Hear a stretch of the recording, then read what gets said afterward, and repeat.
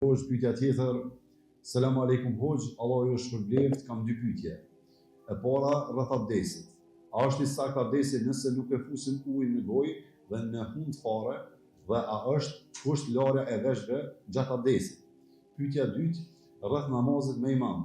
Kur imami thot Semi Allahu limen hamide, a duhet edhe ne të themi këtë pasti, apo mjafton vetëm të themi Rabbana wa lakal hamd? Allahu shpërblet.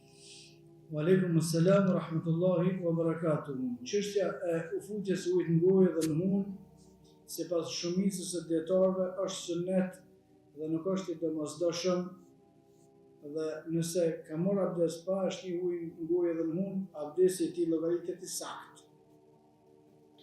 Përveç se mendimi tjetër që është më pak i njohur, por që unë mendoj që është i saktë, mendimi i dytë është mendimi i Ibn Abbasit, Allah subhanahu wa taala ka mëshuar, i cili mendon se abdesi është i pasakt për atë i cili nuk e ka shtirë ujin në gojë dhe në hund.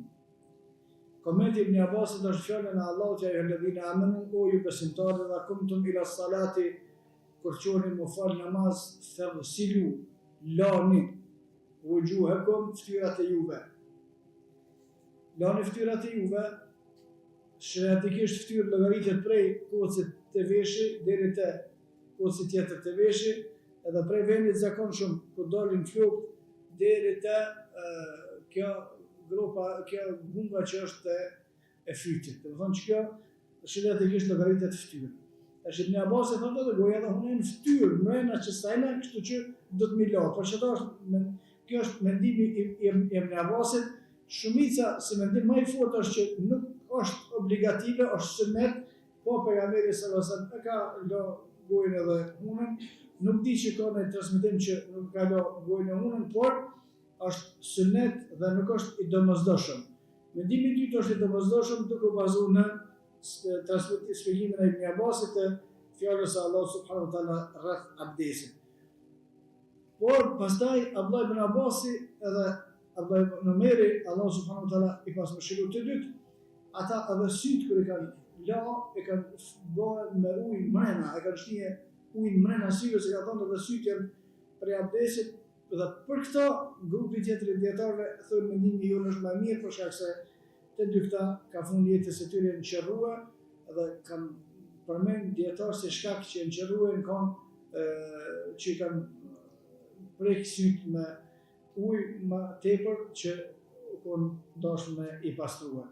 Si do që tjetë është më mirë me për mendimin tim është më mirë me shkuka mendimi se është obligativ në mënyrë që mos me lanë. Pasanena, nëse del që shkon obligativ, të paktën na se vapa kemi marrë. Kjo sa i përket vutjes ujit në gojë dhe në hund. Kurse sa i përket veshëve është obligativ. Dhe pjesa e veshëve është obligative. Nëse hadithin e saktë edhe dhënia mes kokës është te kalu ose anashkalu suneti pejgamberit sallallahu alaihi wasallam. Forma qysh ka marrë pejgamberi sallallahu alaihi wasallam abdes, qysh ka fshi kokën është vetëm një transmetim, nuk ka dy transmetime.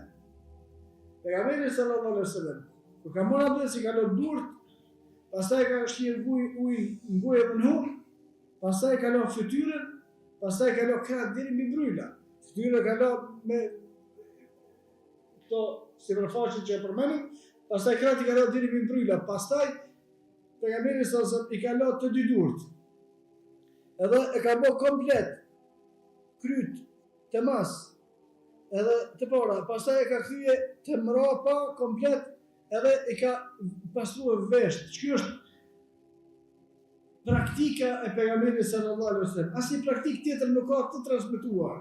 Kretë që kanë transmetuar me lejet 1/4 me apo veç ashtu me dorë, lejet pak me preke, këto janë veç kit mendime të dietarëve të bazuar në shpjegimin famsahu bi ru'usikum, jepni mes kokës juve, pastaj prekja e kokës kanë thonë llogaritet edhe kështu dhe ashtu 1/4, asnjë nuk është argument.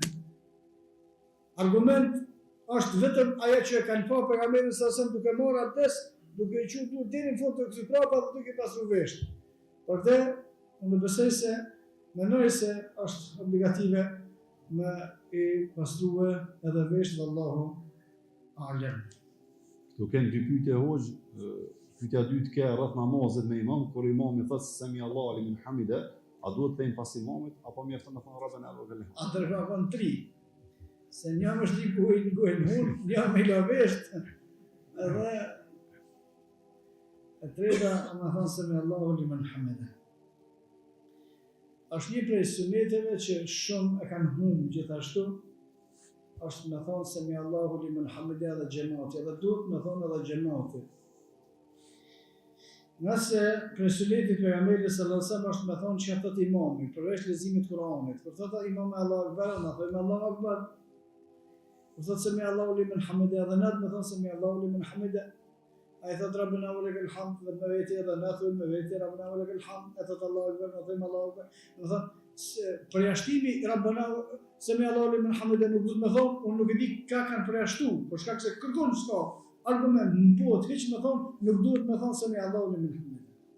Përkundrazi, është argumenti hadithi i pejgamberit sallallahu alajhi wasallam, thoni ju që shtat imamit. Imami thotë se me Allahu limen hamida, edhe na duhet me thonë se me Allahu limen hamida.